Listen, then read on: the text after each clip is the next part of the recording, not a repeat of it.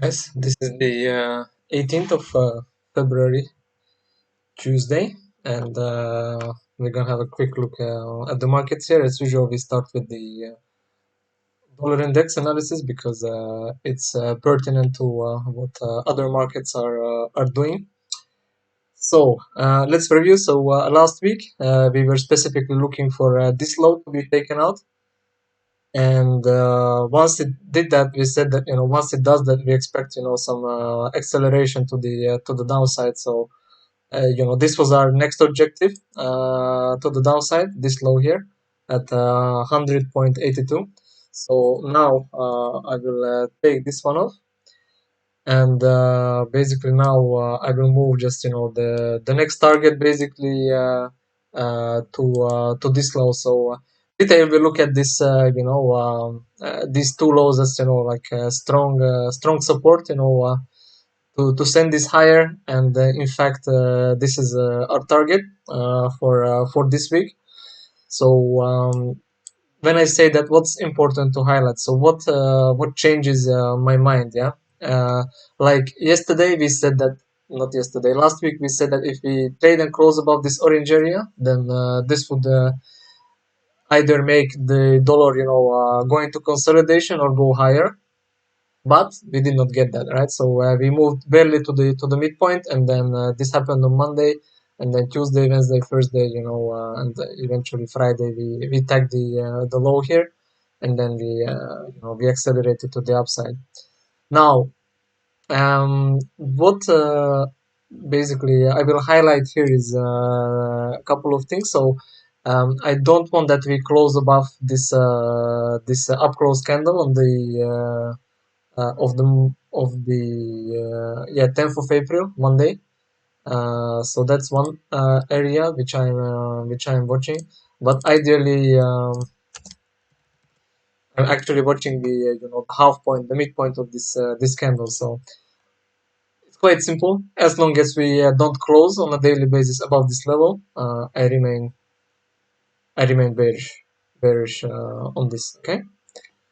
So now, what actually I'm looking here as well is that once actually if this low is taken, then our eye goes right into basically to this low here. Now this won't happen in one day, of course, but this is just to indicate that um, you know this is currently a bearish market. I don't look, it's dangerous to look for reversals at this stage. And fundamentally, again, dollar has no reason to stay strong. So with that, what does it mean for first of all commodities? Okay, so we looked at oil. I wanted to see it, trade down into maybe this zone here, but it just straight went into our buy side liquidity pool. Yeah, so taking basically all these highs, and now the new target is basically yeah, 83.48. Now, because we had these two up close days, what I'm watching is, as long as we remain above this orange area here, this remains to be bullish. Okay. Um, I still entertain a scenario where we come down, fill some of this gap in, but it might not do that. Yeah, it might not do that. And what I'm looking at is, if we take this high, then yeah, next outside objective is around here 90, but really what I'm looking at is 90, 94 roughly. Okay, so it's bullish. Okay. Now, the other thing which I said that it switches from neutral to bullish is natural gas. So yeah, explained the logic. What we're looking for. Down close candles, when down close candles trade through to the upside with displacement like we did. Then it means we remain bullish on this. And basically now any return to around 2.3 is basically a buy, and we hold this thing for quite some time. Now I will pull up the seasonal chart for natural gas, just so you know what we are looking at here. So this is the seasonal chart, and let me just make it maybe a bit bigger so you see it better. So here we are now, sort of middle of April. Now I think I would like to hold this trade at least until middle of May, but it can be like, as you see on this graph. This is basically showing what happened the last 15 years, 5 years, and 30 years averages, right? So I expect basically an uptrend to form here, maybe early, maybe to mid June. Okay, and also this geopolitical situation and everything. I think fundamentally natural gas is bullish, but even if you miss this trade, this is not a problem because again, with summer usually prices decrease, and really we usually put in a bottom information, like August, late July, August, early September, which makes sense because then autumn hits, and then temperatures drop, and people need to heat their homes. So this is why usually you see from August till October, November, quite explosive bullish trend. So I do expect something similar to unfold this year. There is no reason why not to. So seasonal tendencies are quite strong, right? So there you go. That's natural gas. Now, if you look at gold, um, now I'm bullish on gold. However, this is a heavily manipulated market, and what I would like to see is, I think that it looks like we have some trail stops below these lows of 1980. So basically 1975. If we trade around 1975, to me that's basically a buy, and yeah, I don't want to see it go below 1933. So it's quite basically quite a comfortable stop. So we are able to absorb some fluctuations up and down. But if you look at the 4-hour chart, you see that these two lows. Now this you can bet that there is people who have, well, people, I mean hedge funds, have their protective stops below these lows. So what I'm looking at is if we can trade down into uh, 75, or 71, 1971, then we are ready to resume the uptrend here. And yeah, 20 yeah, so basically 2000, I'm looking at, yeah, 2080 or so, yeah, as the next basically the next significant move to the upside. If you look at silver again on the daily chart, basically I have to say, yeah, like as long as we don't close below this lower orange area, we are bullish. So it has how to say, it has I give it quite a bit of room to the downside, yeah, before we move higher again. I really like yeah, 24.4.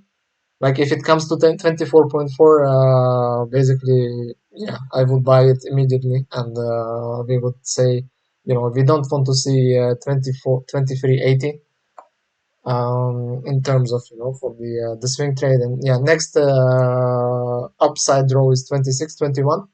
Okay, and with that we cover commodities. Now what other things? So on cable, last week we were bullish. We hit our target. Fine. I'm still bullish on this. However, actually, let me just align some take some lines off here. I'm still bullish. However, you have to draw basically until when. So I don't want that we close below 1.2356. So below the midpoint of this down close candle, I don't want that we close below that on the daily basis. So, but I still maintain a bullish bias. So taken this pool here. So basically, I'm looking at next upside target is the immediate high here that we put in on Friday. So basically, these are next targets. And if you look at to the left here, this is 30th of May last year. This is the upside target. Yes. Okay. So again, what changes that if you close below the midpoint of this candle? Okay. Now euro, similar story. For this to be bearish, I would need to see a close below 1.087.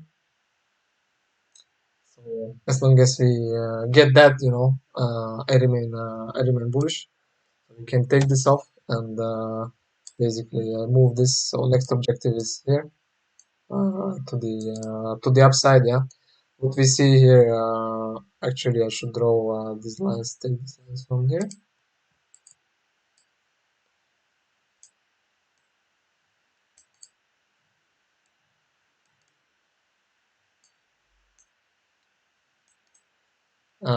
So I like how we are, like in this orange zone. So yeah, I only see upside here. Now, if you look at the calendar, let's see where I have this. No, it's fine. We don't need to look.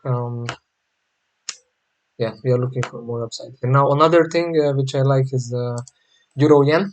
So Euro Yen last week we had a target. We took out this target. So now I'm looking for 148.38. And what I would like is if we manage to come back, there is this small area here which we have not seen any selling action. If we come down here, I would like to see price hold it, and then we could again move to the upside here, similar to cable.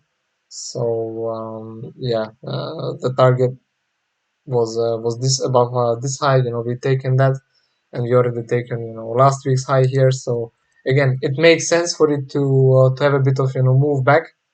Uh, and I like this orange area here still. So on the long run, we are still looking higher prices here. Now, what changes that? Well, look at this up close candle. If we manage to close to close below the midpoint of this candle, we might be into consolidation, or we might be moving lower. But look at this. What's For example, what happened here? We had this down close candle, and we wicked through it a numerous times, really like 4 times, but we never closed. Right, so this is why the midpoint of the daily candle, labeled blue here, it's important to determine what the current order flow is still in the market. Okay, now there is also Aussie yen, but see, it's a lot weaker compared to euro and cable. So yes, I have I had this target from last week, which we can take away now. The long term target is here 93.02, and again, it's if we consider that this target was forming basically what 20th of February, and we taken these targets with euro and cable. So really, I'm not so bullish on Aussie dollar. Okay, so yeah, that will be it for this week. We can have a quick look at euro cable. um I liked I would have liked to see it, trade down into this, orange area, but indeed we just moved in back into the consolidation. So there is no trade here, which I see, which is high probability. So we leave this one alone. This will become interesting once dollar, so Dixie moves into consolidation, which allows for the crosses to move. But until then, yeah, I don't think we have much to do here. Last week I forgot to cover the indexes, so actually we'll just have a quick look at the indexes. So if I look at the daily, so this is E-mini, yeah, S&P 500. So well, how it's looking basically, it's not. It doesn't look very bearish, does it? Right. So like we said that even if they want to eventually crash this market with the current dollar weakness, it makes it's a hard sell. It's difficult to trade this to the short side because every time we have significant down moves, like you would think, okay, this down day and then we reverse, keeps punishing the buyers. And why? The sellers. And why does it happen? Well, because dollar is weakening, and anyway, this is a heavily manipulated asset. So I think there are already some hedge funds positioned here to the short side. From early mid February, and they seen this down, this big down move. So imagine where is their protective stop. Yeah, so the protective stop is exactly above this high, and this high. So I would like to see all these highs taken before we see a significant drop. Okay, and also what will happen once we move up this highs? It will entice so much buying. The market will be flooded with buy orders, which means it's an opportune time to sell. So you don't believe this logic? Then explain me what happened here. We taken out this high here. This high, this there was for sure. After this all big up move, there was a lot of buyers coming to the market. Where did they put their stop? Relative equal lows. Yeah, and they got wrecked. Then they chased it lower because look at this big down move. They chased it lower, and where is the protective stop? Above these highs. Look, so this in their mind should not have happened. Yeah, but since it happened, it must be very bullish. So they buy it, and then again got taken out of the game with this aggressive down move. With this aggressive down move, what happened? It's really crashing down. Yeah, no, in fact, with the dollar weakness starting to come in, we are actually, once they went short, they have the protective stop here. So this move up from here to here, this swing move, I think there's a, I don't want to say 100% because nothing is 100%, but there is a very, very high possibility that, we want to punish the hedge funds which already went short here. Okay, so basically that, are short holders, not that they went short here. But when they see some big down move, maybe they went short. Somewhere in the midway or near the bottom of the down move, they went short, and they have a huge stop loss, which they can allow for. And I think we should collect these stops. So I'm bullish. Okay, that will be it for this week. So hope you have a good one. If you have questions, just feel free to ask. Thank you.